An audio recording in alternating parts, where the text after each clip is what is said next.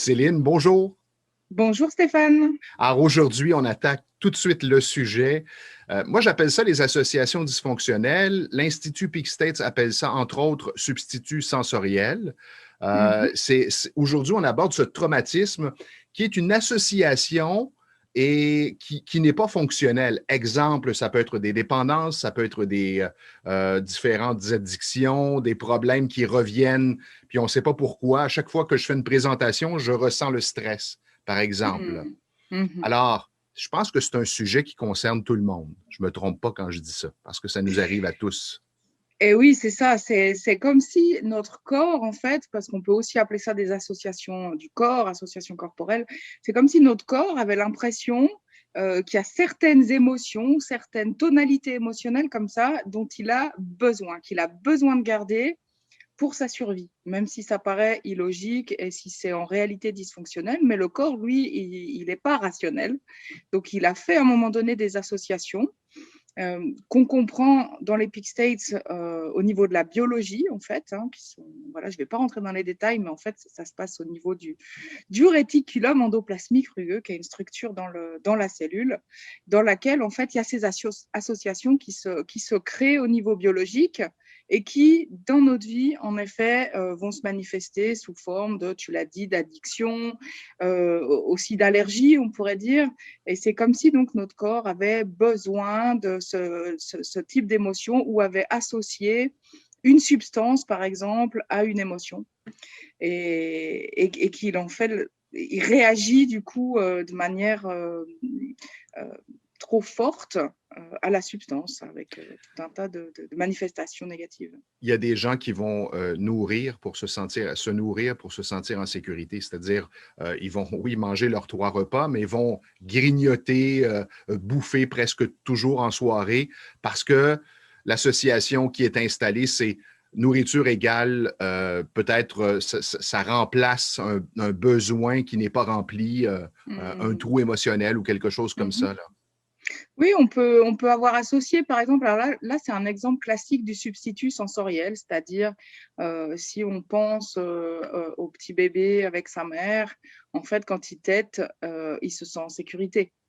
Donc, en fait, on associe le fait de téter à ce sentiment de sécurité. Et en fait, en fonction de l'émotion de la mère, c'est là où on peut faire aussi des associations corporelles qui vont être illogiques, Et mais qui nous apportent ce sentiment de sécurité. dans ce Donc, cas précis, c'est peut-être pour ça que l'enfant à 5, 6, 7 ans va téter son pouce. par exemple, ouais, ou OK. utiliser une lolette, là, une sucette, une tétine. Mhm, mhm. Euh, c'est parce que ça lui amène ce sentiment de sécurité. Donc, tu prenais l'exemple de la nourriture, bah, c'est un petit peu la même chose. On va se nourrir, on va manger, apporter quelque chose, passer par la bouche, par ses sensations aussi, et puis se remplir le ventre parce qu'à un moment donné, ça nous apporte le sentiment de sécurité.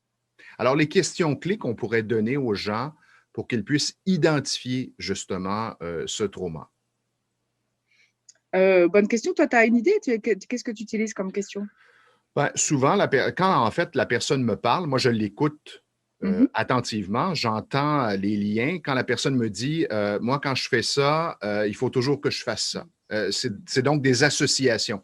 Quand je vis telle expérience, il faut toujours avant que je fasse ça ou que je me sente comme ça. Mhm. Alors ça, Ou c'est un exemple. exact. Après, donc il peut y avoir des associations qui nous amènent un sentiment de sécurité, et puis d'autres, par exemple, tu dis par exemple, quand je suis amoureux, je me sens comme si ou j'ai besoin de ça. Ces associations corporelles, elles vont aussi jouer un grand rôle, par exemple, dans l'attirance qu'on a pour certains partenaires qui dégagent certaines caractéristiques ou voire même qui expriment certaines émotions. Donc voilà, on se retrouve toujours avec des partenaires colériques ou des partenaires dépressifs. Et en fait, on a associé ce besoin d'être entouré de personnes dépressives ou colériques parce que ça reproduit ce que notre mère a vécu à un moment donné lors d'un traumatisme dans la vie intra-utérine. C'est vrai, tu me fais penser à un client qui me disait, moi je suis incapable de me sentir calme. Il faut toujours que ça bouge, il faut toujours que je sois dans l'action. Tout le temps, tout le temps, Mm. tout le temps. Mm. Faut- Bah, c'est là où le calme va être associé justement à quelque chose de négatif. Donc là, c'est aussi des associations négatives. Donc on peut faire des associations négatives sur des émotions positives comme le calme, la paix, la joie, l'amour, etc. Et on peut faire l'inverse, des associations positives sur des émotions négatives, donc comme la colère, la tristesse, et puis avoir besoin de réitérer et manifester et s'entourer de personnes qui ont ces émotions négatives. Donc ça se fait dans les deux sens, ces associations corporelles. Ça peut être un peu complexe à comprendre. J'aimerais qu'on creuse un thème que tu as abordé tantôt, les allergies. Alors, est-ce que je peux, par exemple, développer une allergie? Est-ce que je nais avec une allergie ou je la développe, l'allergie? En fait, mon sentiment et de ce que j'ai observé, c'est comme s'il y avait un seuil, hein. Et puis biologiquement et médicalement, c'est aussi un petit peu la conclusion à laquelle on arrive. Et c'est comme s'il y avait des associations qui pouvaient se faire. Donc pour certaines personnes, elles peuvent naître en effet avec déjà une réaction allergique. Faut pas oublier qu'il peut aussi y avoir une composante génétique. Enfin, quand je dis génétique, pardon, je devrais dire transgénérationnelle, donc épigénétique. Parce que notre parent est allergique et on a aussi une prédisposition plus grande à devenir allergique. Mais après, il y a certaines personnes qui peuvent développer à l'âge adulte ou à l'adolescence un type d'allergie parce que, par exemple, une allergie à la nourriture, parce qu'à un moment donné, ils vivaient une certaine situation qui générait une émotion, un traumatisme ou un choc émotionnel. Et à ce moment-là, ils étaient en train de manger un certain type de nourriture, ou bien ils ont été malades parce que la nourriture était avariée, ça peut aussi arriver dans ce sens-là. Et puis, derrière, ça va se reproduire, ça génère une allergie. Donc Oui, là, parce ça, c'est que, un cas simple. oui, dans mon cas, j'avais développé l'allergie, ce qu'on appelle le rhume des foins, autour de l'adolescence. Ouais. Avant, je ne manifestais aucun symptôme, je n'avais pas cette allergie. Ça s'est vraiment déclenché à l'adolescence. Est-ce que tu as pu le guérir avec la technique, justement, de l'association corporelle? Absolument. J'ai travaillé là-dessus pour me départir de cette allergie. Je veux juste ouvrir une parenthèse et dire que d'abord, il est important de consulter un professionnel de la santé. C'est ça. Ça, c'est la première étape, hein, parce Bah, que, surtout si on parle d'allergie médicamenteuse, là, il y a des exactement, réactions qui peuvent être très graves et c'est vrai que la réaction allergique peut aller jusqu'au choc anaphylactique, donc c'est pas à prendre à la légère. exactement. Et ensuite, on peut travailler avec les techniques Peak States qui sont Mm. fort intéressantes. En fait, la technique qui est fort intéressante. Est-ce qu'on peut en parler aujourd'hui? Est-ce que tu es à l'aise à parler de cette technique Mais oui, aujourd'hui? au contraire, j'aimerais beaucoup pouvoir partager aussi cet outil. On a déjà partagé quelques-uns des outils, donc ça nous permet comme ça d'aller encore plus loin, puis de vous montrer un petit peu les applications qu'on peut utiliser. Même si, donc, dans les séances dernières, on a parlé du tapping sur un point, on a parlé du fait d'accueillir, d'accepter ses émotions dans le corps au moment présent. Je ne vous conseillerais pas d'aller faire des régressions et de vous amuser tout seul. Ça, c'est sûr que les traumatismes, c'est quand même pas un travail qui est anodin.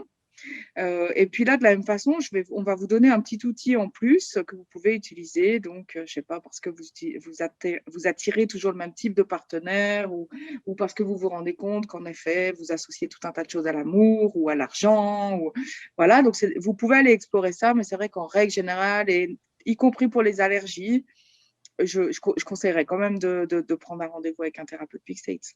Pour être bien accompagné, et comme tu le Mm. mentionnais, c'est qu'on peut réveiller des traumatismes. En travaillant Mm. sur quelque chose, on peut réveiller autre chose. C'est ça. Et après, comment on fait pour s'en départir? Alors, d'être accompagné par un professionnel permet d'être bien guidé et Mm. de s'abandonner complètement à faire Mm. l'exercice.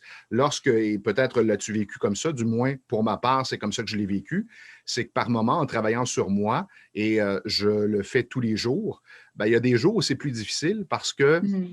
j'ai un peu plus de difficulté à me concentrer, à me poser les questions que je poserais à mon client, puis Mais c'est ensuite ça. à faire la technique. Donc, à ce moment-là, je fais appel à un collègue qui va me Mm. guider dans la technique. Alors, pour les gens qui nous écoutent, qui n'ont aucune expérience avec ces techniques, vous pouvez expérimenter bon, les techniques simples, mais en même temps, allez-y sur des trucs qui ne sont pas trop lourds. Oui, c'est ça. Moi, j'avoue que personnellement, j'aime beaucoup travailler avec quelqu'un parce que je trouve que être à la fois la personne qui expérimente et qui guérit les choses ou qui libère les choses en soi, et la personne qui analyse et qui essaie de comprendre quelle est l'origine du problème, c'est très difficile en fait. On ne travaille pas sur les mêmes plans. Donc personnellement, j'aime beaucoup travailler avec une personne qui m'accompagne. Mais je sais que beaucoup de, voilà, certains des étudiants, certains même de mes clients, en fait, je leur enseigne la technique et c'est des gens qui ont envie de travailler seuls, qui font déjà des pratiques, qui font déjà des méditations au quotidien. Et puis, du coup, on leur apporte un petit outil en plus et ça leur permet d'aller déjà très, très loin. Et puis, je rebondirais sur quand tu dis on peut, je ne sais plus quelle est la phrase que tu as utilisée, mais on peut découvrir d'autres traumas. C'est vrai que moi, Oui. j'explique souvent que les traumatismes, c'est un peu comme des couches. Donc, avec le tapping, vous allez enlever les couches du dessus, mais parfois, certaines couches du dessus sont des couches entre guillemets protectrices. Et du coup, ça peut révéler des couches en dessous qui sont émotionnellement encore plus difficiles à gérer et difficiles à gérer seules. Et Céline, permets-moi d'ajouter que ce peut être positif comme négatif. C'est-à-dire que toute réaction positive ou négative peut représenter un trauma. Je donne un exemple. Il y a quelques semaines, après l'utilisation de quelques techniques, je demande à ma cliente comment elle se sent. Elle me dit « Wow, je me sens super joyeuse et tout ça. » Et là, je lui dis « OK. » Et là, elle me dit « C'est correct, je me sens bien, je me sens joyeuse. » Et je lui dis « Ferme les yeux.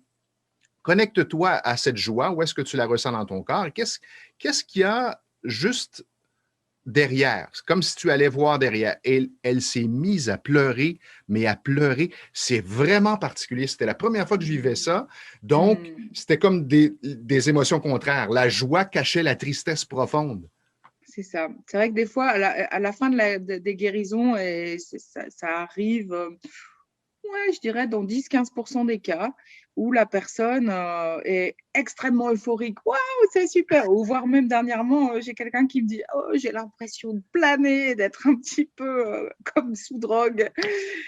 Bon, bah voilà, c'est ce qu'on appelle les traumas positifs, hein. Et c'est vrai que là, ça mérite d'aller encore un peu plus loin. Exactement. Et en faisant du tapping, en lui faisant faire du tapping sur la joie, lorsque la joie elle est partie, là, je lui demande, est-ce que tu ressens encore cette joie au même endroit? Non! Et là, elle se met à pleurer. C'est vraiment spécial. C'est pour ça qu'il faut être prudent avec l'utilisation de ces techniques. Et une fois de plus, entre guillemets, le mot d'ordre, c'est, enfin, en tout cas, notre référence, c'est d'être calme, paisible et léger. C'est le meilleur indicatif pour savoir qu'il n'y a plus de trauma. S'il y a trop d'émotions, qu'elles soient positives ou négatives, ou s'il y a même un tout petit peu encore, c'est qu'il reste des traumatismes. Alors, Céline, la technique maintenant, association corporelle, pour se défaire de ce qu'on racontait depuis tantôt, les habitudes qui reviennent comme ça, les dépendances, si on veut, émotionnelles ou autres.